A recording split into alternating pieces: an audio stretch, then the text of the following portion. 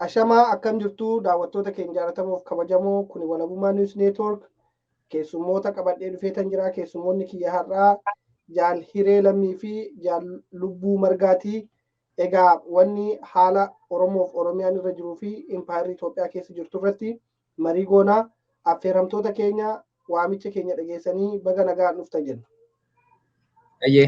Walabummaa baga nagaan nu eeddan asirratti carraa nu kennitanii ummata keessaniif sagalee akkuma barame yeroo hundaa ummata keessan bira dhaabbachuudhaan nus immoo wanta kanarratti akka qooda fudhannu nu affeeruu keessaniif hedduu isin galateeffannaa galatooma.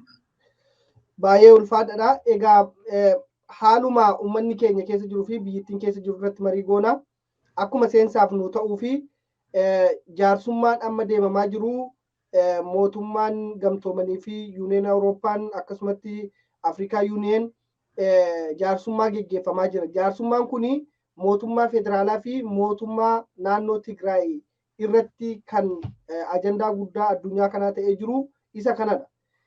Isa kana ija kamiin ilaaltu warri mirga isaaniitiif lolan biyya sana keessa mootummaa Tigraay yookaan immoo naannoo Tigraay qofa otoo hin taane sabaaf sablammii hedduutu mirga isaaf lolaa jira.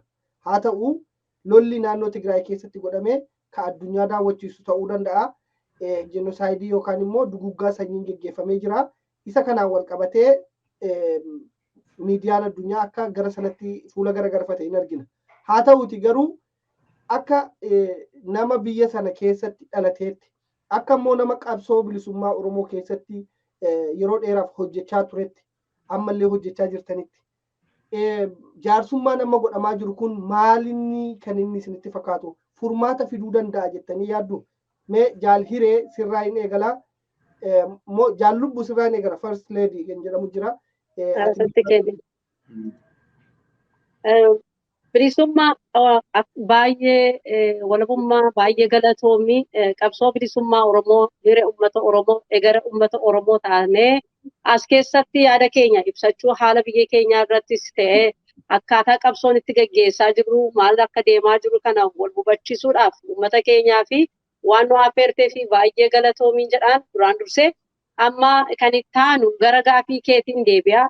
Yeroo ammaa kana keessatti impaayera sana keessaa garee lamaan gidduutti jaarsummaa deemaa jira. Innis garee Amaaraa fi garee Tigraay keessatti TPLFidha jechuudha. Qaama impaayera sana keessatti okkara uumuudhaan kan beekaman jara lamaan akkasumatti immoo bara dhufaaf darbaa Oromoo irratti dinagdee Oromoo, hawaasa Oromoo, aadaa Oromoo, afaan Oromoo irratti qabsoo kan gochaa bahan irra turanii jechuudha. Jarriin kun Oromoo balleessuu irratti bobba'anii jiru. Haa ta'u guyyaa tokkollee addunyaan uummata kana yookaan immoo saba Oromoo kana galagalee ilaalee hin jiru.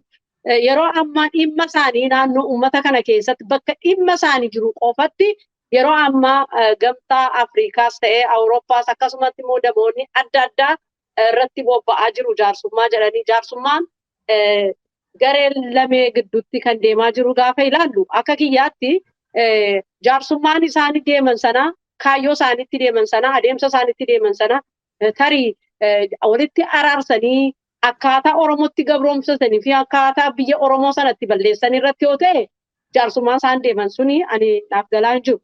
TPLF kan itti qabsootti seente kaayyoo qabdi har'aa miti bara 67 akkasumas 73 akka faranjii jalqabdee qabsoo uummata isaanii cunqursaa jala baasuudhaaf fi keessattuu immoo koteeshinii cunqursaa Habashaa Amaaraa jala baasuudhaaf kan qabsoo godhanii hiree murteeffannaa uummata isaanii fi hiree murteeffannaa uummata isaanii erga isaan dhufan gara qabsootti kun gara seenaatti deebi'u gara dudduubatti deebi'uun barbaadu gara impaayera sanas gaafa dhufanii kaayyoon isaanii isaan hiree murteeffannaa uummata isaanii fi amma ofii bulchuu kan danda'u ture kaayyoon adda bilisummaa Oromoos kanadha kaayyoo PPLF kan Eertiraan akkasiidha. Haa ta'u gaafa ilaalanii haalli sun jijjiiramee abaa'oo balleessanii uummata keenya waggaa meeqa gatii guddaa wareegama guddaa kaffallee keessatti uummata Oromoo sadarkaa hanga ammaa jirutti geenyeerraa jechuudha. Gara jaarsummaa isaan deeman kun jaarsummaan yeroo ammaa kana keessatti jaarsummaan waan fidu tokkollee hin jiru. Maaliif isaan hiree isaanii amma argataniiti qabsoo kan gochaa jiran. Yoo Amaaraa fayyisuuf ta'e amma isaanii xiyyeeffannaan TPLF erga Finfinnee galee jaarsummaa erga qabsoon kun kan jalqabame waggaa tokko guuteera jechuudha. Darbeera waggaa tokko guutuu lubbuu ammaa kana uummata isaanii irratti kan qisaasaa ture. Qabeenyaa isaanii kan balleesse, sanyii isaanii kan badeessana yeroo lolli kun soon jalqabin maaliif isaanii mootummaa jedhan isaan ka'an sana Abiyyi faa maaliif akkaataa biyya itti bulchu sana maaliif hin gorfanne gaafa dirga jaarsummaa qabaatan maaliif hin gorfanne akkaataa sabaaf sablammoonni biyya sana keessa jiraatan maaliif kan Oromoo kumaa miti rakkoon hin jiru. Oromoon qabsoon bahee qabsoon itti seena. Qabsoodhaan irraa fudhata. Biyya isaatis fudhachaa jira. Uummata isaatis fudhachaa jira. Jarriin kun garuu biyya namaa ture kan fudhachuuf deeman. Oromiyaa irratti turan kan wallalaa turan.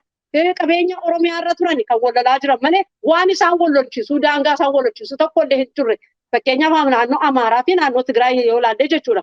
Kanaafuu uummanni keenya lubbuu wareegamaa hanga sabaaf sablammoonni federaala jedhanii loltuu jedhanii ijoollee xixiqqoo fudhanii amma dhangalaasan lubbuu dhiyaata kumaataman loltuu isaanii gaafee wareegamu isa dura ture kan marii gochaa ture. Lolli kun akka ka'amu ni beekan. Waggaa tokko har'a maartu argameennaani jaarsummaa jedhan.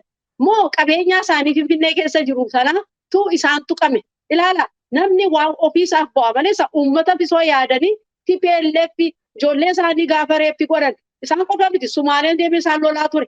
Eertiraan immoo baay'een isaanii amma impaayera sana keessatti Itoophiyaan kan fudhate guutummaatti loltu Eertiraatti kan deemaa jiru jechuudha.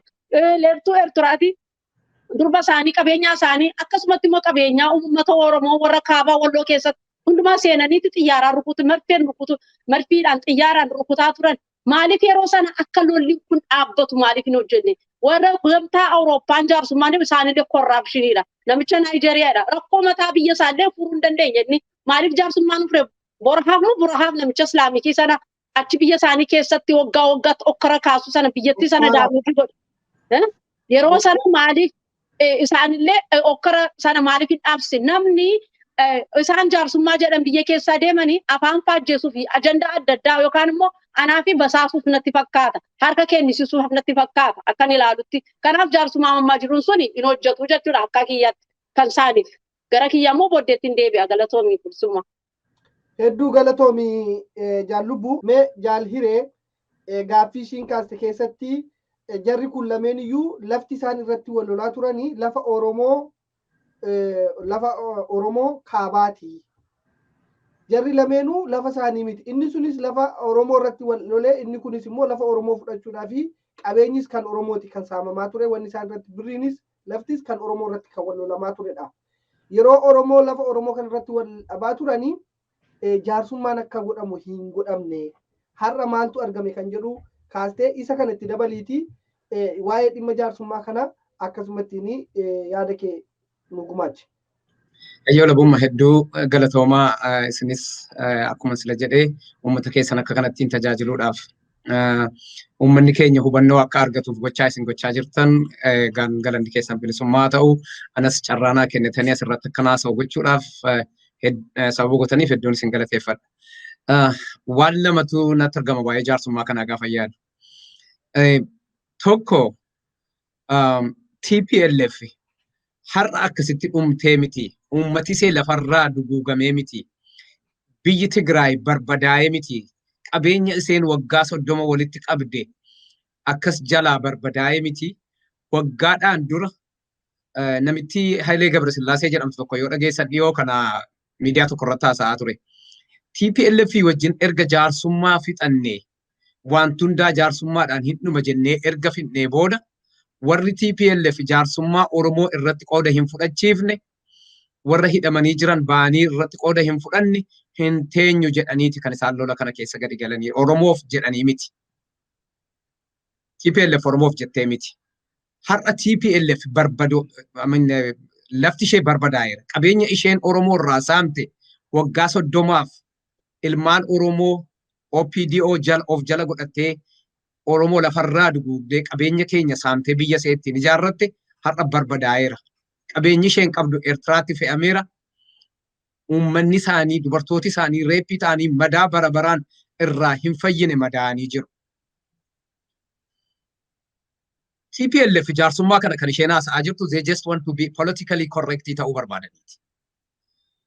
Warra biyya alaa kana biratti sagaleen isaanii dhaga'uma baay'ee qaban. Dippiloomaasii advokeesiidhaan baay'ee cimaniiru. Namoota qabu. TPLF yookaas TDF har'a jaarsummaa uummanni biyya alaa geggeessaa jiru kana kooperatii gochuu didde akka jedhaman hin barbaadan malee mootummaa harka micciiranii aangoo irkaa fuudhuudhaaf guyyaa muraasni isaan hafe namni anyone in a right mind namni sirriitti yaaduu danda'u tokko har'a TDF yookaas uummanni Tigraay jaarsummaa uummata Abashaa wajjin gochuu hin dhaqa jedhee an uummata Abashaa gaafa isiniin jedhu sirni kun sirna Abashaati. Sirna Abashaa nurratti geggeessaa jiru. TPLF mataansee yookaas TDF mataansee jaarsummaa kana itti amantee irratti qooda fudhataa hin jirtu. Jaarmiyaan siyaasaa tokko yoo jiraate sabni Oromoo eenyummaa Oromoo keessaa alaan beeku tokko yoo jiraate warra Tigraay kana. Oromoon kaleessa harka isaa duwwaa warra Tigraay cabsee ofirraa ari'ee Tigreetti isaan galche. Maqaleetti isaan galche. Oromoo gananii Oromoo irratti hojjetanii Oromoo duuba jaartii kanaa wajjin wal gahii gadi taa'anii jaarsummaa godhanii dhufanii Oromoo cabsuudhaaf hin yaadanii yoo yaadan immoo Oromoon kan kaleessaa caalaa cimee akka jiru. Warri ijoolleen kaleessa dhagaadhaan karaa cuftu har'a qawwee baattee jirti. Qeerroof qarree hirree qeerroof qarree arganiiru. Humna qeerroof qarree dhadhamatanii ilaalaniiru warri Tigraay. Kanaaf Oromoo irratti sharri daragame jaarsummaa Oromoon keessa hin jirre. Jaarsummaa waraanni bilisummaa Oromoo har'a Oromoodhaaf kufee kuffisaa jiru keessa hin jirre. Jaarsummaa dhaabni sirriitti Oromoo ripirezentii godhu tokko keessa hin jirre akka hin milkoofneef hin beekti Tigraay. Warri TDF har'a jaarsummaa kana yoo fudhatte. However, haa ta'u malee warri biyya alaa kun the international community kuni waraana hin baaleffatu. Waraanaan akka wanti tokko ta'u hin barbaadan. Admiitii hin godhan. Waraanaan harka micciiree TDFs woboonis Oromoonis harka isaa micciiree mootummaa kan harkaa fuuchuudhaaf guyyaa muraasni akka hafe hin beeku. Garuu uummati dhumaa jiru kana. Calluma jennee iddoo ilaallu kana godhaa jirra jechuudhaaf warra Tigraay taasa'aa jiru. Warri Tigraay waan Oromoon keessa hin jirre, jaarsummaa Oromoon keessa hin jirre akka hin milkoofne hin beetti garuu diduu hin danda'an.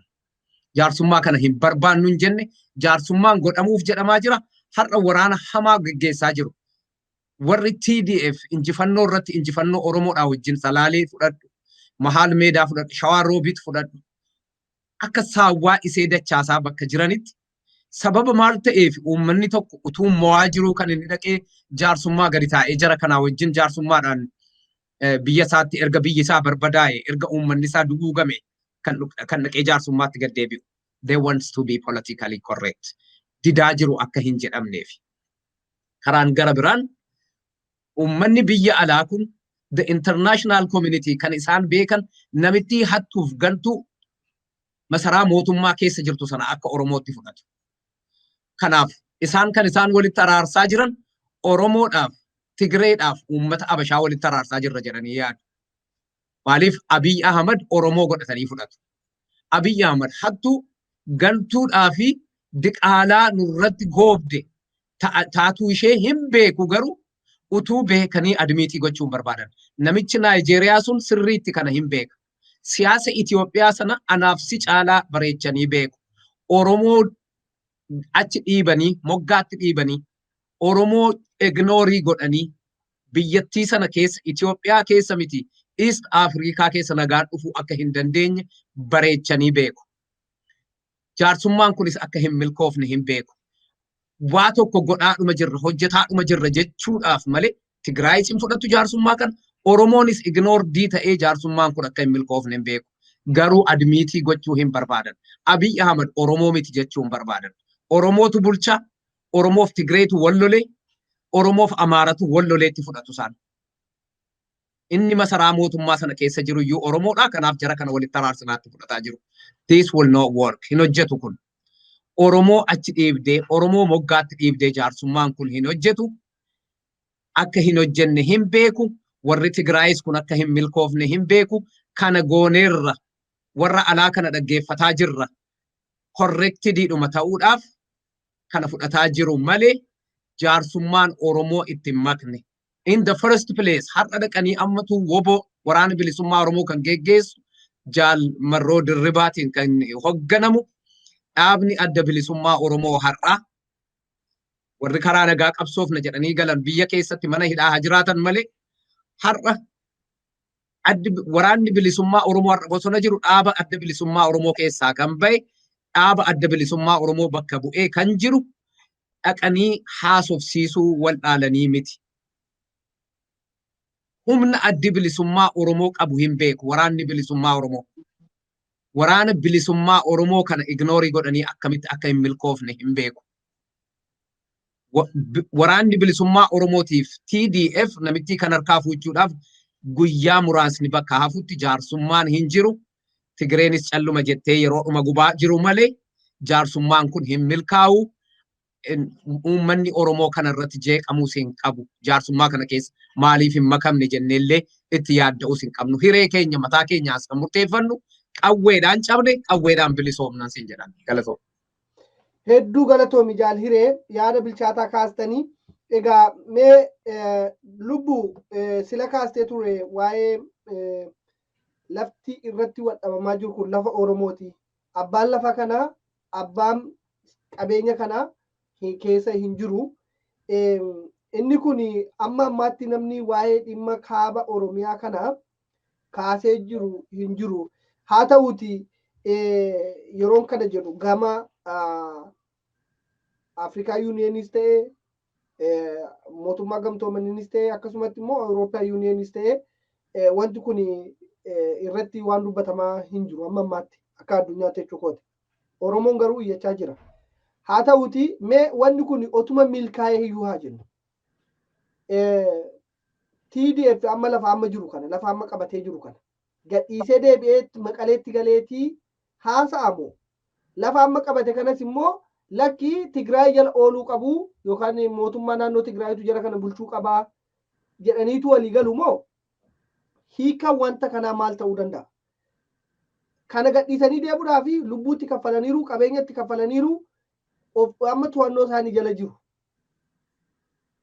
Nama lubbuutti fi qabeenyatti balleessanii lafa qabatan kana dhiisanii deebi'an immoo jarri kun immoo naannoo Tigraay jalatti bifa haaraatiin amma sararamanii jiraatu. Kan jedhus kana yaada keessa kanoo akkamitti furmaata ta'uu danda'a jettanii yaaddu. Kan jedhuu fi immoo daran lolli kun iyyuu irra caalee lola gara hamminaatti deemuu danda'a jettanii yaaddu. Mee Jaal Lubbuu? Yaada bareedaadhaaf walabummaa yaadni kun hundumti keenya kan yaachisuudhaaf yaachisuus osoo hin ta'in kun adeemsa qabsoo keessatti murtaa'a. Naannoo Walloo kaabaan kun kaabaa Walloo kana adda bilisummaa Oromoo bara dheeraa waraana isaatitti hidhatee dabballootatti dhaqee naannoo sanatti leenjisee itti bobbaasee waraanni bilisummaa Oromoo hiree uummata Oromoo kan murteessuu danda'u achi keessa jira jechuudha. Anillee bara 95 naannoo sana deemeera. Nan beeka akkaataa adda bilisummaa Oromoo wareegama qaqqaalitti kaffalee uummata isaatiif uummata Walloo kana keessattuu gara Oromiyaa keessatti daangeessuu irratti akka irratti hojjetamaa ture jechuudha. Hanga maappiin Oromiyaa yoo ilaalta hanga Maayica'utti deema. Haa ta'u uummanni keenya jalqabaa hiree isaatiin murteeffachuu irratti kan hoogganamu. TDF irraa lafa kana qabeenyaatti waraa'ee akkas ta'ee kanaafuu biyya kana Oromiyaa lafa Oromiyaa gadhiisee deemu jechuu hin dandeessu. Maaliif kuni akkaataa waliigaltee waraana lamaan jechuudha. TDF fi WBO'n waan walitti isaan waliigalan sana isaantu beeka. Garuu lafa Oromiyaa keessatti akka kanaan dura lola kaasuu hin danda'an. Dachi Oromiyaan kan Oromiyaati. Isheen maaliif seeraa fi heera biyya sanatti kan adeemsa isaaniitti adeemsa siyaasaa fi adeemsa ejjennoo isaaniitti murteessaadha. Kan keenyas akkasuma jechuudha. Nuyi biyya keenya Oromiyaa walabamsuudha kan qabsoo gochaa jiru maleessa nama biraa kan koloneeffataa Oromiyaa irratti dhufee saba keenyaa fi qabeenya keenya akka barbaadeeti irratti bukkaa'uu miti. Nuyi TDF kottu nu qabsaa'ii amaarri uloo nu dadhabnee irraa kottu nuuf du'i dachi keenyaa irratti wareegama kaffali jennee miti kan waamne. Ofii isaanii siyaasaa isaanii akkatti tolchuu fi dhufan.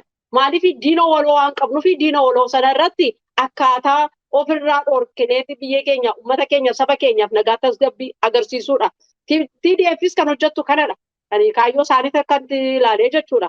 Haa ta'u uummata walloo kaabaanii Oromoo walloon waan godhu beeka.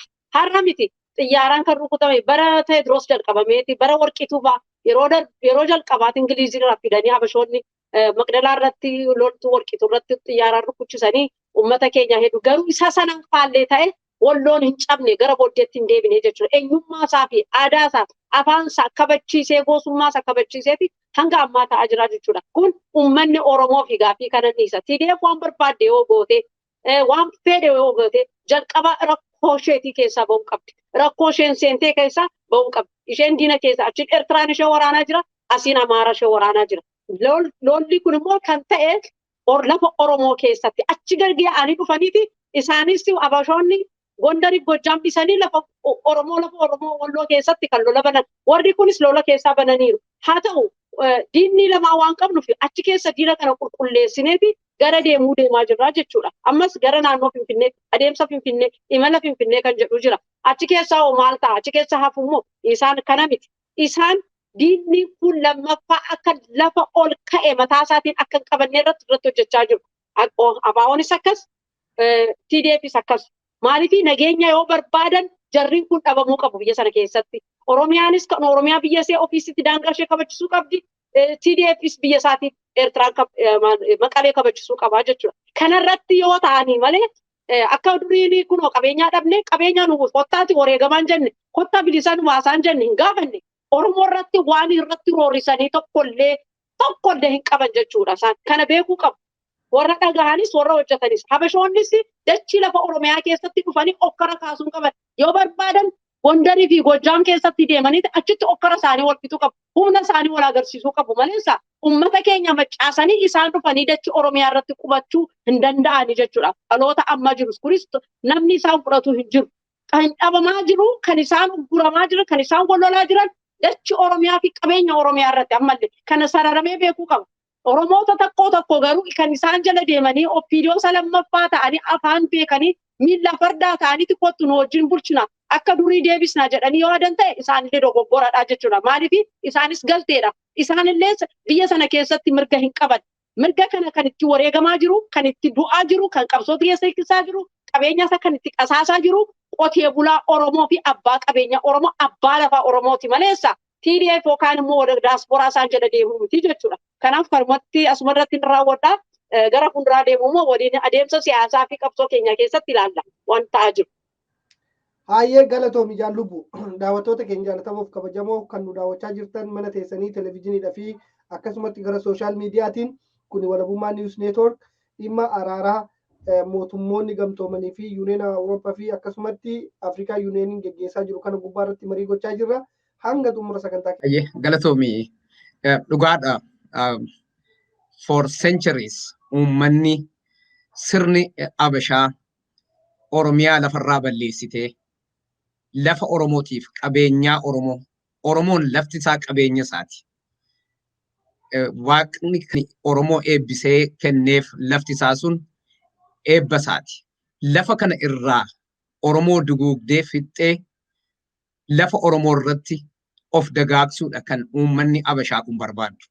Sirni Habashaa waggaa 100 ol Oromoo lafarraa ajjeessu. Lafa isaa irratti kan isaan wal lolan. Warri Tigraayiif warri Habashaa kan Oromoo tokkoon isaanii kan jaallatan diina Oromoo malee jarri kun lamaan fira Oromoo miti. Garuu argitaniitu waggaa 27 sirna Ihaadig jedhamu sana jalatti bakka TPLF irra taatee jalee of jala keessee turte irratti uummanni Oromoo akka waggaa 3 sirna Habashaa jenna isa kana sirna warra Habashaa kan Minilik the third jedhamu namittiin kun caasaa Minilik Oromoo irratti diriirsuudhaaf yaale Abiy Ahmad kan geggeessuudhaaf xumuruudhaaf inni yaale irratti waggaa 3 kana keessatti waggaa 27 Oromoon akka kana hin salphanne. Gaafan kana siin jedhu warra TPLF Oromoodhaaf gaariidha siin jechuu miti. Lachan isaanii qabeenya Oromoo eebba Oromoo kana barbaadu. Tokkoon isaanii Oromoon jaallatan. Tigraay kan isaan waggaa 27 lafa Oromoo kanarraa xuuxaa turan Oromoo lafarraa balleessaa osoo hin ta'in warra mirga kanarratti hin qabdanii nu saamuu hin qabdan jedhan ajjeesanii hidhaa garuu warra isaan duran dhaabbanni Oromummaa isaaniitiif balleessaan turre. Sirni Abashaa kan Minilikiin Oromiyaa irratti diriirfame waggaa 100 dura Oromoo lafarraa duguuguudha. Uummata tuulamaa lafarraa akka shaakiltiitti gadi ciraa turan. Lafa isaa sababa barbaadaniif lafa sana irratti Oromoo garbeenfatanii Oromoo garba godhatanii Oromoo wajjiniin bitaa lafa isaa miti kan isaan barbaadan. Sirni Amaaraa lafarraa Oromoo balleessee qabeenyaa Oromoo saamuudha. Kanarraa kan kaate har'a Wallagga lafa Amaaraatii jetti. Shawwa lafa Amaaraatii jetti afaan see guutte. Lafa keenyadha kan isheen barbaaddu. Lafa keenya irratti kan isheen wal lolaa jirtu.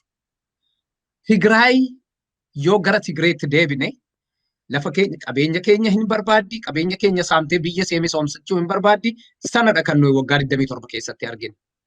Oromummaa keetiin garuu si ajjeesaa akka Oromoodha. Sababa ati Oromoo taateef, sababa ati afaan kee haasoftuuf osoo hin ta'in yoo mirga kee falmatti lafa qabeenya keenyan saaminaa yoo jette dhugaadha eeyyee taargeetii isaanii jala galte. Garuu akka Oromootti hin jiraatta turte waggaa 27. Differensiin Tigraayiif warra Amaaraa gidduu lachuun see qabeenya keenya irratti wal lolaa jirti, qabeenya keenya irratti nu fixaa jirti, qabeenya keenya irratti nu ajjeesaa jirti, lafa keenya irratti wal lolaa jirti. Sana Oromoon tokkummaadhaan tokko ta'ee ofirraa deebisuutti jira har'a. Bakka tokkummaa sanadha xinnoo kan nu dhibee jiru. Har'a yoo fudhatte Tigraay kaleessa qabeenya keenyaa itti uummata Oromoo lafarraa fixaa turte, ajjeesaa turte, miillarraa kutaa turte, ija jaamsaa turte, mana hidhaatti dararaa turte, Nadhii Gammadaafaa kaffaaluufaan miillatti dhaban Nadhii Gammadaafaa dhabamsiifamanii hafan Tigree jalatti. Tigreen erga waggaa 27 waan gootee waggaa 5 keessatti ijoolleen qeerroof qarree itti gabbarree biyya isheetti isee galchine lammata mooraalii ittiin dhuftee Oromoo cabsuudhaaf yaaddu Tigreen sammuu ishee keessaa hin qabdu. Ani yaaddoon koo maa eenyudha yoo jette Oromoodhaaf who is the threat? Oromoodhaaf threatiin eenyu yoo jette tokkummaa dhabuu keenya. Har'a namoonni kaleessa waraanni bilisummaa Oromoo an du'e hayyuun keenya dargaggoon kan ta'e kan ijoollummaadhaan akka jaarsaatti yaaduu danda'e Marroo Dirribaa bosonatti gaafa hafu an uummata Oromoon mitiitii bineensa isaanillee bilisa baasa malee sirna kanaa wajjin dhaqee walitti haasa'uudhaaf qawwee koo lafan kaa'u jedhee biyyatti bosonatti gaafa hafe Rabbi Oromoo baraare. Oromoo kana dhaxxee lammata akka OPDO of jala gootee woboo harka micciirtee Oromoo ittiin bulchuudhaaf hin yaaddu Tigreen. Tigreen kan isheen yaaddu maaliif dachee Oromoo irra jiru dachee amma irra jiran kana maal godhu yoo jaarsummaadhaan kan uummata hamma kana itti gabbaranii lafi isaanii barbadaa'ee qabeenyaa fi walitti guuran dhabanii dhuguma Tigraayitti deebi'anii taa'uuf deemu Tigreen. They will never do that. Kan isaan gochuu danda'an sirna isaan cabse kana warra isaan barbadeesse warra isaan salphise kana aangoorraa gadi buusuudhaaf lafa Oromoo keessan irra hin ejjetu. Finfinnee dhufanii hin baasu. Garuu TDF akka kaleessaa jalee of jala gootee Oromoo bulchuudhaaf yaadaa hin jirtu yoo yaadde immoo kan akkaseen milkooftu godhu tokkummaa dhabuu keenya yoo nuyi tokkummaa dhabne malee TDF lammata milkooftee uummata Oromoo harka micciirtee hin bulchitu. Amma haa ta'ullee malee amma signaalii nuyi argaa jirru bakka itti Oromoon walitti itite wal qabatee luucca'ee waraana isaa duwwaatu salphinaa isa baasa bakka jedhee jirutti namoonni tokko tokko amma ka'anii paartii ijaarreerra warra TDF kanaa wajjin nuyi Oromoo paartiiti hojjenne OPDO'n kaleessa taate fakkaatanii ta'anii maaliif waraanni bilisummaa Oromoo warra waggaa 3 isa bira dhaabbataa ture hin beeka. Har'a baay'een keenya diiyaasporaa kan jirru keessumaa warri baratan waraana kana bar'een gaddaa walabummaati sirriitti beektaa. Waraana kana dinagdeedhaan utubnu jennee yeroo namoota gurguddaatti bilbila keellee bilookii sirratti godhu. Miidiyaa irratti gadi ba'anii maqaa woboo yookaas maqaa waraana Oromoo dhawwii hin barbaadan. Har'a ka'anii jarri sun nuyi warra barateedha. Road maappii yookaas karaa Oromoon irra deemu nutu agarsiisuu qaba. Nutu geggeessuu qaba jedhu jarri kun. Kana TDF jalatti akka OPDO kaleessaa ta'anii maaliif TDF woboo harka micciirtee dhaqqee salaalee irratti administreeshinii taatee woboo of jala gootee bulchuu hin dandeessu. TDF mootee sirna har'a isaan madeessaa jiru. Warra Finfinnee taa'ee yoo Finfinnee illee taa'an boombii bor gaditti darbachuu danda'u. Hundeedhaan jalaa buqqiftee erga deemtee booda biyya see irratti fookasii gochuu yaaddi TDF. Biyya see misoomsachuu. Independence Tigraay ijaarrachuu barbaaddi. Kan kana gootu garuu dura kireetii iseedhaaf ta'e san diina achi taa'ee jiru uummata Abashaa sirna Abashaadhaan geggeeffamu masaraa mootummaa masaraa Minilik keessa jiru sana erga achirraa balleessanii buqqisanii gatanii booda biyya isaanii ijaarrachuu gara biyya isaaniitti deebi'uu hin barbaadu. Sabaaf sablammiin of danda'ee bordhaqee kan boombii itti darbatu akka hin jiraanne meekshuurii gochuu barbaadu malee Tigreen har'a dhuftee woboo harka micciirtee akka OPDO'tti geggeessuu hin dandeessu. Abjuus kana abjootuus hin dhattu waanuma marroon jedhen irra deebi'a. Marroon maal jedhe? They must be out of their mind. Hiyyaadan jechuudha. Yoo kana hiyyaadan ta'e lammatan itti deebi'anii Oromoo cabsina, Oromoo saamna, Oromoo ajjeefna yoo jedhan garuu hayyoota warri jedhan. Har'a koo Oromoon paartii Oromoo mitiin kan rakkate. Paartiin dhabne kaleessa bilisummaan bakka hin jirretti eessa jirtu warra hin jennetu amma Oromoon bilisa ba'uuf kaanaan kaanee paartii dhaabaa jirra asitti. Uummata diiyaasporaa keessatti.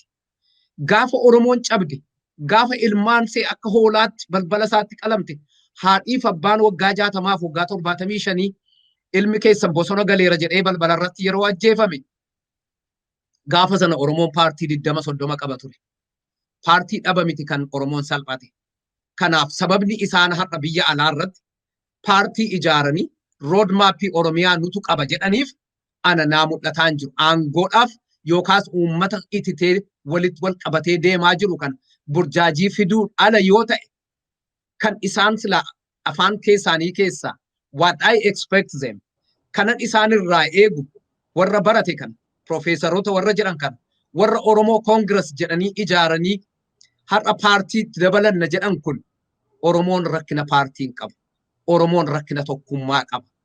Tokkummaadhaan waraana bilisummaa Oromoo isa kaleessa bosona keessa ciisee corroqa keessa ciisaa jiru biyyoo nyaatee guyyaa 3-4 agabuusaa bulee har'a bilisa. We've seen the glimpse of hope amma abdiin bakka jirutti Oromoo kana bakka gara biraatti diiguudhaaf bakka lamatti diiguudhaaf nutu road maappii of hirkaa qaba. Maaliif hin qabaanne kaleessa gaafa Oromoon akkas bittinnaa'ee ture? Road maappii sana maaliif hin baafanne kaleessa? Har'a woboon gaafa mo'aa jirudha kan isaan road maappii baafatan. So woboon jarri kun I'm sorry warri har'a road maappii qabna paartii ijaarre jedhan kun TDF jala galanii akka TDF biyyattii tasgabbeessu Maqaleetti deebi'uun qabu reemataa keessanii sana dhiisaa biyya Itoophiyaa kana tasgabbeessaa nuyi karaa Oromootii isinii wajjin hojjennaa warra jedhaan jiran kanatu Oromoodhaaf balaadha. An TDFis hin sodaadhu, Amaara hin sodaadhu. Oromoon kana lachuu bareechee cabsuu beeka, baleechee ofirraa ari'uu beeka. Diinni Oromoo inni hamaan warra Oromoo addaan diiguudhaaf paartii asitti achitti ijaaree nuyi koongiresiidhaan nuyi roodmaappii qabna warra jedhan kanadha. Kanaa achi TDFs Tigreenis lammata Oromoo cabsuuf hin dhuftu, qabeenyaa Oromoo akka kanaan duraa saamuuf hin dhuftu, yoo dhuftes immoo ofirraa deebisuudhaaf hin dandeenya. Ijoolleen kaleessa karaa cufaa turan dhagaa warri qaban kaleessa dhara saasa qabu snaayiparii baatanii jiru.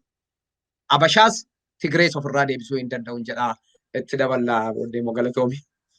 Hedduu galatoomi jaalhiree. Egaa gaaffii jaalhireen kaase kana gubbaarratti waa'ee roodmaappii kanarratti gaaffiidhuma keenya keessa jira.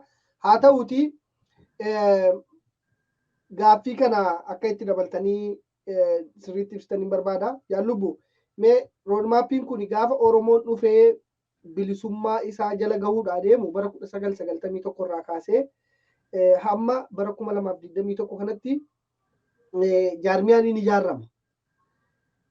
Isa kana keessa amma bara 2018 yoo as deebine baruma dhiyoo kanatti roodmaappiitu bahee ture gaafa Oromoon bilisoomuudhaaf deemuu jala gahu Atlanta Leadership Convention kan jedhamutu ijaaramee ture.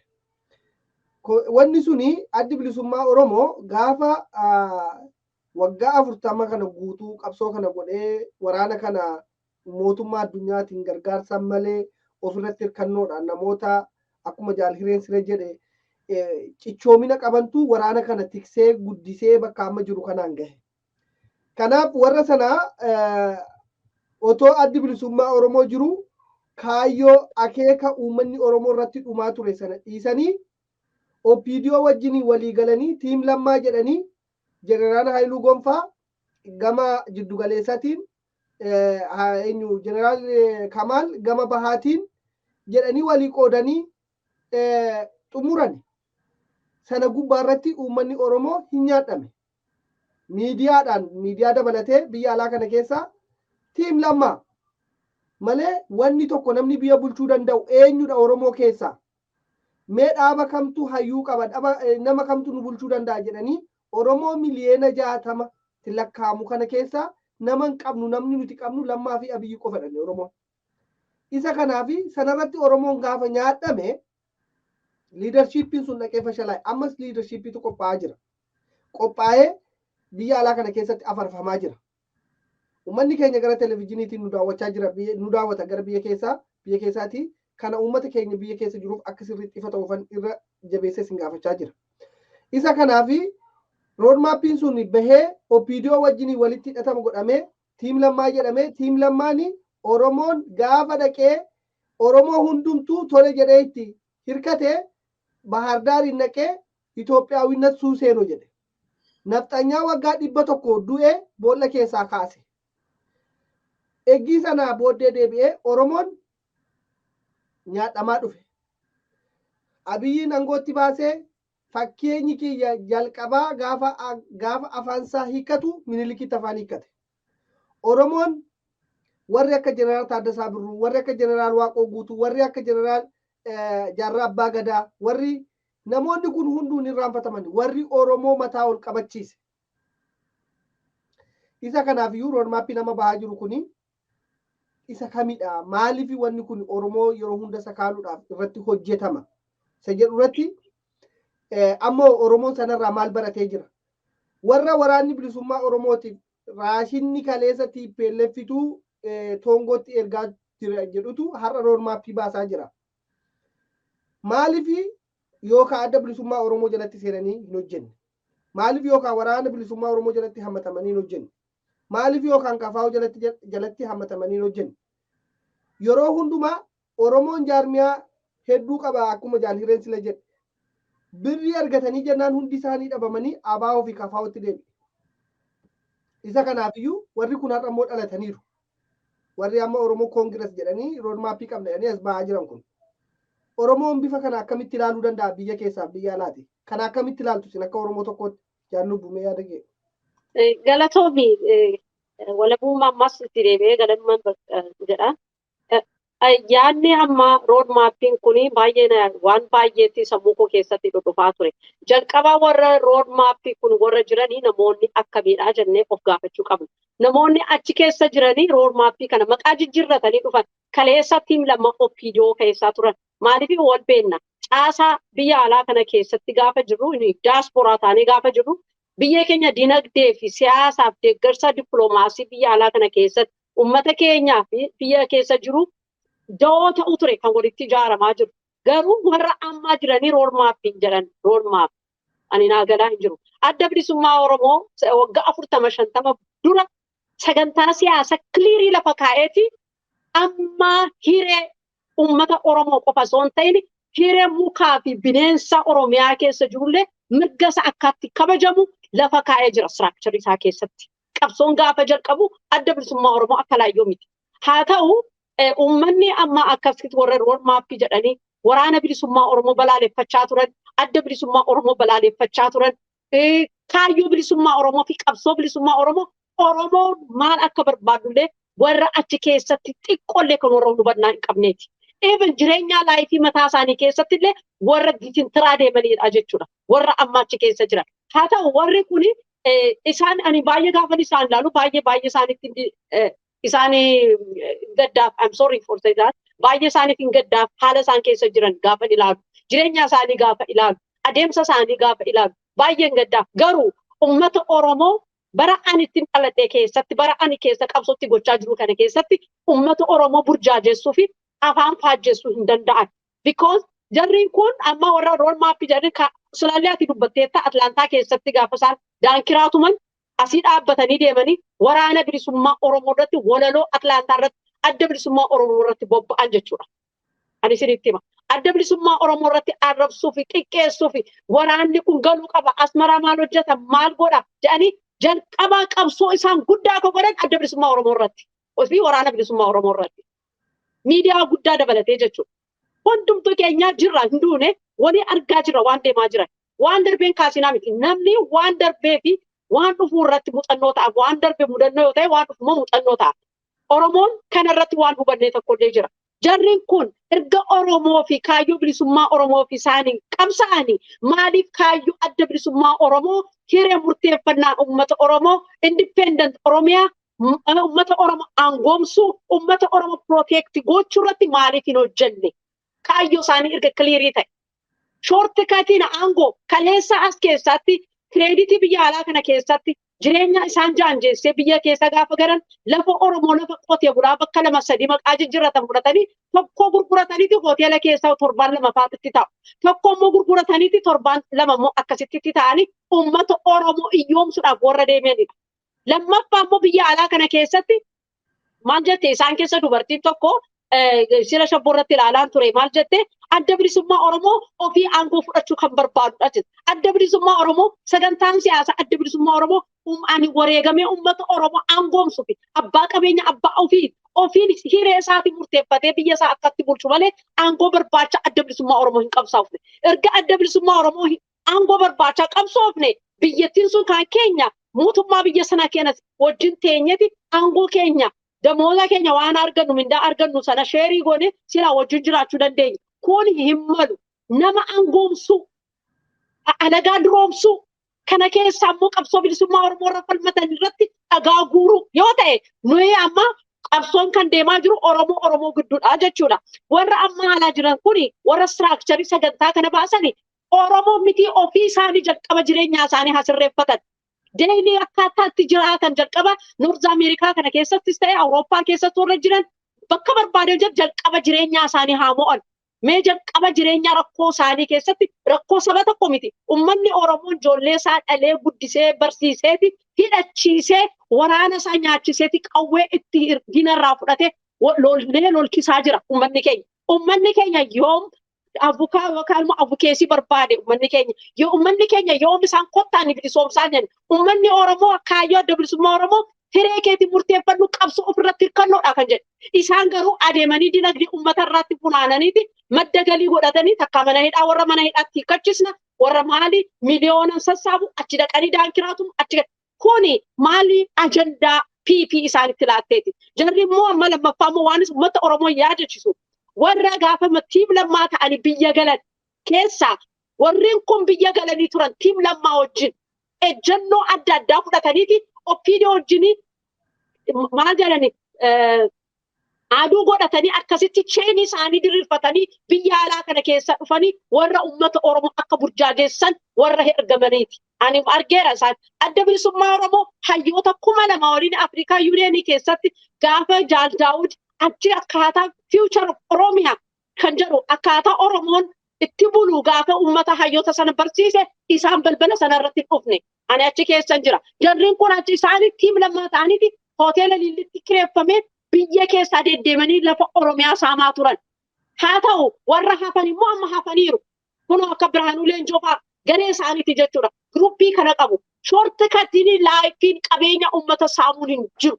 Waraanni bilisummaa Oromoo ofirratti hirkateeti kan qabsa'u daangaa isaa ni beeka, seenaa ni beeka. Gaafa waa'ee Oromoo gaafa dubbattu ati jalqaba Oromoo ta'uu qabda. Oromummaa keetiin maaliin madaalama? Maappii Oromiyaallee warra cicciranii warra falmanneeti achi keessa jiru. Ani argeera maappii OPDO'n qabattee sana fudhatanii deemu. Mee asirratti warri amma road mappii qabu yookaan Oromoo Congress in the world jedhanii warri dhufan kuni tiim lammaadha. Tiim lammaadha jechuu ni dandeenya moo maaliifii tiim lammaa turanii jetteetta? Amma iyyuu tiim lammaan kan riphisee jiru jira. Jarri kun isaani moo? Isaanuma jarri kun of ijaaranii ba'an jettee yaadda? No ofiin ijaarre wanti kun kan bahee sitti maan jira. Yeroo jalqaba adda bilisummaa Oromoo balleessuu irratti Atlaantaa irratti OPDO amma miti 2013 Abbaa Duulaan dabballoota hedduu biyya keessaa baasee Awurooppaa keessa galcheera warratti kaa wajjin hojjetan US keessa galcheera bakka adda addaatti gara suntuufaa Noorz Ameerikaa keessa naanna'aa ture bar.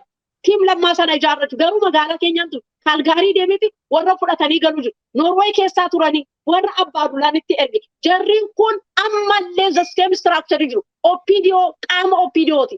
Erga isaanii Oromoo ta'anii adda bilisummaa Oromoo hiree akkaataa uummata Oromootti buluu fi akkaataa lammiilee Oromiyaa naannoo Oromiyaa keessa jiran ollaan Oromiyaa akkatti bulu sagantaa godhee fi Beneshaangul waraana leenjisaaf ture.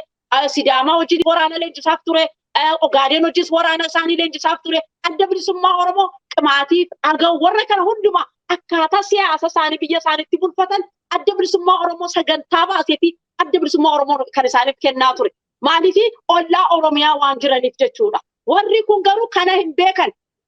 Iccitii adda bilisummaa Oromoo fi seera adda bilisummaa Oromoo hin beekan. Jaal Daawud mana hidhaatti yoo jiraate miliyoonan Jaal Daawud kan bakka bu'u ni jirra jechuudha. Yoo Abdii Raggaasaa waa'ee waraana bilisummaa Oromootti inni hoggana kan ta'e yoo hidhame marroon waraana bilisummaa Oromoo keessatti hoggana ta'e hojjechaa jira jechuudha. Qabsoo bilisummaa Oromoo akkantinitti jenereeshiniin jedhas risaayikilii gochaa jira. Badaa hin jiru. Isaan garuu badaa jiru. Adda bilisummaa Oromoo irratti kan bobba'an isaan amma waan biraa miti. Ammallee kan ilaala. Yeroo hunda koteeshinii godha. Isaan dhimma Oromoo soo ta'e seenaa Oromoo fi kaayyoo adda bilisummaa Oromoo qabsoo bilisummaa Oromoo karaan duratti deemaa ture. Maaliif hin jabeessine? Maaliif waan qabanii beekumsa yoo qabaatani qabeenya yoo qabaatani fidanii waraana kana akkatti warra TDF utubanii maaliif biyya isaanii bilisoomsuu irratti hin hojjenne? Ajandaa uummata Oromoof galgala bar miidiyaa irra dubbataniiti galgala mana isaanii hojii full time isaan hojjetan irratti ta'aa jiru. Walakkaan immoo hojii qaban uummata irra maallaqa fudhatanii magaala keessa naannanii hoteela keessa kan qabataniiti meekaappii chaayinaa fi intini diddibataniiti uummata Oromoo faajjessaa jiru. Kan hojii isaanii wal beennaa jechuudha. Ammallee isaanis ni beeku ni dhaggeeffatu. Warra biyyaa garuu isaan warra biyyaa itti dubbachaa jiru. Miidiyaa dhaban maleessa karaa keessaan walitti dubbachaa jiru. Yoo dhiira ta'an dhaqaniiti akka waraana bilisummaa Oromoo hidhatanii akka TDF biyya kana keessa bahanii uummata Oromoo ijaarsisuu bidan. Isaan amma Abiyyi utubaa jiru. Abiyyi dirqama isaan kennamee jiru. Kaafawaa keessa seenaati kaafawaa balleessa. Abaawoo keessa seenaati abaawoo keessa balleessa. Kana garuu abaawoo keessa seenuu hin danda'an. Because kaayyoo adda bilisummaa Oromoo cheenii guddaa irratti jabaadha jechuudha. Isaan warra mee gaafadhu hundumtu isaanii ilaali ammati warra isaanii warri Oromoo Congress. Warri Oromoo Congress amma miti kan dhaabbate bar. Galmee kan ga'e amma miti mucaan Niizerlaandi jirudha. Kan draaftii kana kan baase mucaan seensaa abaawoo tokkooti kan baase. Isarra hataniiti kan isaan deemaniiti gara siyaasa paartiitti jedhu. Oromoo biyya alaa kana keessa jiru akkatti hidhamu. Anillee yeroo sana nagaafatanii turan Niizerlaandi jira mucaasan. Waan meeqa hataniiti waan nama hatanii fuudhanii diinatti geessu jechuudha. Because isaan kaayyoo bilisummaa Oromoo keessatti hin jiran uummata Oromoo sin hoogganan ofii isaanii diyaaspooraadha. Ofii isaanii ejjennoo hin qaban nama ejjennoo qabuutu biyya isaa fi mana isaa bulfataa jechuudha. Jalqaba of bulfachuu qabu. kana addunyaan dhaga'uu qaba. Oromoon hundumtuu kana quotationii godha. Eenyu fi kan Oromoo anafsi qabsaa jira. Oromoon bara ofirraa hidhatee qabsaa jira. Ani kan qabsaa'u taphaa'oon adda kee bilisa baasinaan jedhe malee namaa fi bilisa baay'ina jalqaba ofii isaanii bilisa ba'uu qabu. Seera adda bilisummaa Oromoo fi sagantaa siyaasaa bahu. Yeroo hundaa maal jedhu abaawoon sagantaa siyaasaan quraana baayibila miti lakki seera isaatiif baayibila quraanaa sirriidha. Seera adda bilisummaa Oromoo. Nama gabroomin naan jedhe seera adda bilisummaa Oromoo. Hiree keetiin murteeffadhu ofii angoomsi abbaa biyyaati. Kana dabarseeti Amaaraa fi Tigree yookaan immoo warra kana irratti angoomsi ani ashkara namaa akka ta'u miti adda bilisummaa Oromoo kan na barsiise. Isaan garuu uummata Oromoo garba godhachuu fi ilfoon madda galii godhachuu akka hojjechaa jiran. Halkaniif guyyaa ani isaan argaan jira. Wajjin jira. Mee naannoo ani jirutti maal dhufi wanti kun. As keessaa maa hin baay'ee warri kun dhaabbachuu qabu. Akka Atlaantaa irratti hojjetan sana ammas Mineesootaa keessatti isoo waraanni bilisummaa Oromoo kophee dhabee miillaan deemaa jiru. Guyyaa Hacaaluu fi warra koongireesii jedhaniiti guyyaa sadiitti achi gaafa Osfaanaa sana walitti qabamanii iyyaa turan. Erga Oromoo ta'e saba Oromoo akka Amaanu'eel Wandimmoo Farrasaasan sababa Oromummaa gaafa ajjeefamu yeroo sana diinni nu keessa seeneera jedhanii maaliif qawwee bitachanii waa'ee waraana bilisummaa Oromoo fi waa'ee biyya sana akkaataa hiikatti kennan maaliif hin mari'atin. Kanarra hubachuu qaba. Because jarri kun Oromoo hoogganuu hin danda'an. First of all, Oromoo hoogganuu hin danda'an. Akka Oromootti akka uummata tokkotti akka nama tokkotti jiraachuu danda'u. Garuu lubbuu fi hiree fi moolabummaa Oromoon miliyoona 65 kana hoogganuu hin danda'an. Because isaan disaasteradha. Isaan ergamtuudha. Jala kana. Kaayyoo hin qaban, ejjennoos hin qaban. Dinagdee furaanuu yoo ta'e abbaan barbaade namni odeeffannoodhaan kan bilisoomee hin jiru. Galanni Rabbi haa ta'u bara ammaa kana keessatti miidiyaalee qabna. Miidiyaa ofii keenya sabboontota akka keessanii fuul taayimii kan hojjetu. Dolaara tokkollee kan uummata irra gaafanneefaa jiru. Warra kaan miidiyaa qabna jedhee miidiyaadha guyyaa tokko kan oppiidiyoo dhaabni adda bilisummaa Oromoo qabsoo bilisummaa Oromoo saabaa hojjechaa jedhanii gaafa san achi keessa ta'anii diina Oromoo fi warra odeeffannoo kennaa jirutu har'aa miidiyaa qabnaa waa'ee waraana bilisummaa Oromoo dubbachaa jirra. Kanaafuu dinagdee faana bu'uuraa jedhaniiti adeemanii warra daankiraatuma dhufaa jiru jechuudha. Kuni maal agarsiisa? Nuyi madda galii isaanii yookaan immoo mata duree ajandaa isaan qabatan waraanni keenya kufee kuffisaa jira ta'uu hin qabnu. Biyya keenya Oromiyaa qabna, sabni keenya Oromoo qabna. Nuyi akka ani kalbuutti kan as keessa jiraachuu danda'u kan waraana keenya dinagdee qofa kan gargaaraa jiru. Yaadaan kennuu hin danda'u. Garuu dippiloomaasii biyya alaa kana keessa jiru hawaasa kootii kakkaasuu mirga qaba. Uummata Oromoodhaan angoomsu mirga qaba. Hundumtuu maqaa adda bilisummaa Oromoo kaayyoo adda bilisummaa Oromoo fi biyya alaa kana keessatti keezii himatee warra dhufeeti. As dhufaniiti adda bilisummaa Oromoo balaaleffachuu warra qeesii afaan hin beekne mataarra baatanii deemanii uummata Oromoo irratti yeroo dheeraa gabrummaa dheeressuu warra barbaadanidha. Warra Atlaantaa kaleessa jiranis warra amma jiranis the same shit. Namoonni achi keessaa hin jiran. Namni isaaf wareegamaa jiru helikooftariin kan galaana kennaaf jiru TPLF. Waraanni eessa jira? Abaawoon hin jiru. Gooboon barbadeera. Jaarsummaan galcha. Ajjeesa. Summiin fixa. Oromoo akkasiitu jira. Namni Oromoo ta'eeti waan akkasii dubbata. Oromoon yoom aangoon badhaadhame yoom aangoo barbaade mirga isaati bede ofiin bulchaa jedhe balisa. Namni na bulchaa jedheeti kan isaan filatees hin jiru. As keessa wal ijaaranii biyya siyoo galanii akkuma kanaan dura mala isaanii lafa Oromoo fudhatanii lafa qotee bula nyaachuun hin jiru. Haadha hiyyeessa sabbata hiikkachisuun hin jiru. Haati Oromoon qabsoorra turte ofii utubti biyya ishee ofii isaanii jaalmarroonis dubbateera. Nuyi bilisan isin baasna isintu biyya kana isin qaba isintu ofiin bulchaa jedhe malee jaalmarroon ani ofiin bulchine nan bulchaa isin hin bulchaan jedhe. Garuu namoota inni warri koongireesii keessa jiran adda bilisummaa Oromoo ajandaansa aangoo barbaachaadha. Adda bilisummaa Oromoo forever aangoo barbaachaan qabsoofne. Ani waggaa 30 qabsoo kana keessa hin jiru. Guyyaa tokko aangoo kan jedhamu naan jedhe. Garuu ofii keetii hiree kee murteeffadhu. Yoon barbaade Itoophiyaa, yoon barbaade Kambaataa, yoon barbaade Hadiyyaa ta'u kana irratti yoon ani naa tole Oromoo koo wajjin biyya koo ijaaru. Gaanfa Afrikaa kana keessa saba guddaa kana qaqqabu. Isaan garuu kana fuudhanii allayyaa seenuu barbaadu. Abiyyiis hin milkaa'u. Kana keessa Abiyyiinis keessa jira. Ani sitti hima. Abiyyiinis keessa jira. As keessa warra maqaa dhoofti hundumtu keessa jiru.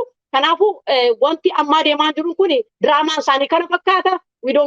Story makeridha isaanii. Yerootti story make godhu garuu successii ta'uu hin danda'ani. Because adda bilisummaa Oromoo dammaqina hayyoonni akka keenya akka keessan ni qaba ni falmannaaf maaliif kaleessaa waliin turre tim lammaa jedhanii pileenii guutaniiti lillitti kan deeman yeroo sana maaliif hin dhufne balaaleffachaa turan deebi'een immoo kaafaa keessa seennee jedhaniiti maayikii qaqqabataniiti biyya keessa deemii basaasaa turan ispaa gochaa jiru garuu amma kan isaan akkasii hojjetan iccitii adda bilisummaa Oromoo waraana bilisummaa Oromoo argachuus hin danda'an forever ever yoo miseensa ta'anillee argachuu hin danda'an. Kanaadhaaf miseensas miti jalqaba Oromoo ta'a isiniin jedha. Jalqaba Oromoo ta'u. Oromoon nama faca'ee biyyarra nama na sassaabuu dhabee guyyaa tokko eeyyannoo galcheef hin beeku isaanii. Oromoon yoon faca'eera qabsoo dhabeera qabsoo dadhabeera jedhee isaaniif eeyyannoo hin galchine. Isoo eeyyannoo galfate tumsa qabsoo bilisummaa Oromoo irratti sila hin hojjetu turan jechuudha. Hojjechaas hin jiran. Because life isaanis personal life isaanis disastariidha waan deemaa jiru. Waan Oromoo keessa hin jirre aadaa Oromoo keessa hin jirre safuu Oromoo keessa hin jirre kan waan tokko jedhee isinitti himuun danda'u kanadha. Karuu uummanni Oromoo kana warra biyya keessa jiru waan hojjetu beeka guyyaa tokko kan qabsoo biyya keessa adeemaa jiru sana gaafa qeerroos gaafa biyya gar warra leadership sana warra qeerroo biyya keessa isaaniif odeeffannoo kennaa ture akka jirutti qunnamanii jalqabaa Abiyyi Lammaa warra kaan ta'aniiti mana hidhaa galchanii isaaniidha. Ijoolleen qeerroon sun hanga amma mana hidhaa keessa jiru. Warra bara sana qeerroo bilisummaa Oromoo keessatti miidiyaa akka bara jiru kenna jedhanii warra odeeffannoo biyya alaa kana keessa kennaa turan maqaa qeerroodhaan warra hojjetaa turan akka jirutti ijoollee sana mana hidhaatti galchan. Kanaaf jarri kun Oromoo keessa silmii Oromoo keessa taa'eeti. Silmi injiree jechuudha tafkiidha jarri kun jechuudha. Mujeelee miillee keessa seentu kan gaafa seentu nagartu gaafa si nyaattu qofa agartaa jechuudha. Jarri kun waan akkasii lammaffaa Oromiyaa keessatti baatanii kan deemna yoo jedhan isaan wajjin rakkoon keenya amma booddee isaantutti gaafatama waan isaan irraa dhufu jechuudha. Sinigalee akka kanaan dura qabeenya Oromoo qeerroo Oromoo waraana bilisummaa Oromoo qunnamanii diinatti kennu rukuchisuu hin danda'an. Har'a karaa cufaa jedhanii karaa dudduuba haaloo jedhaniiti ijoolleen qaqqaroo warra fincila kaaste hunduma liistii Abiyyi fi Lammaa fa warra tikaa kanatti kennan ijoollee ficcisiisaa bahan snaayiperiidhaan rukuchisaa bahan TPLF miti bara sanas kan rukutte.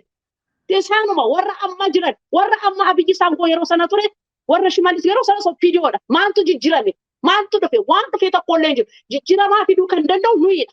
Bakka nuyi qabsoofneeti qabsoodhaan irraa anne biyya keenya fudhachuu jala kana keessatti bahuu qabna. Tootaalii bahuu qabna. Abashaas achi deemteetti qe'ee isheerratti lola habanattu TPTDFis qe'ee isheerratti lola habanattu daangaa keenya sararuu kan danda'u nuyi Oromoodha jechuudha. Kanaafuu roodmaappii isaan har'a miti nu agarsiisan adda bilisummaa Oromoo waggaa 50 dura lafa kaa'ee jira. Roodmaappii akkaataa saba sablammoota isatti jiraatu.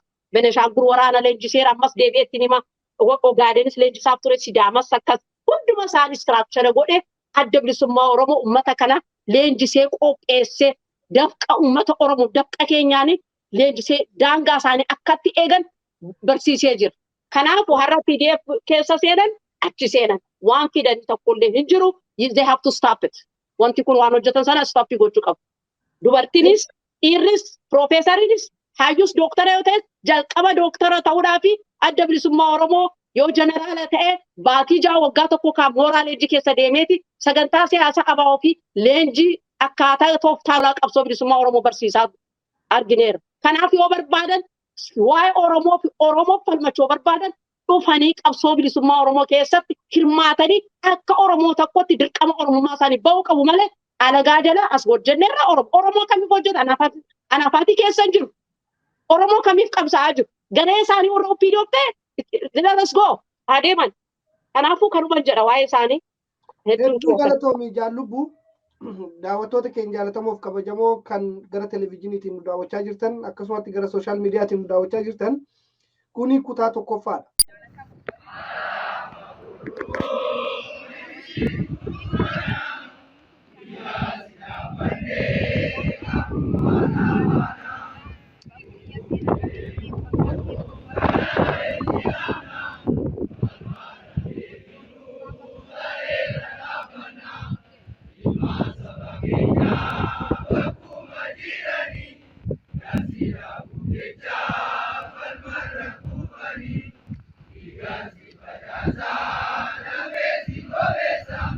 Guru Biharati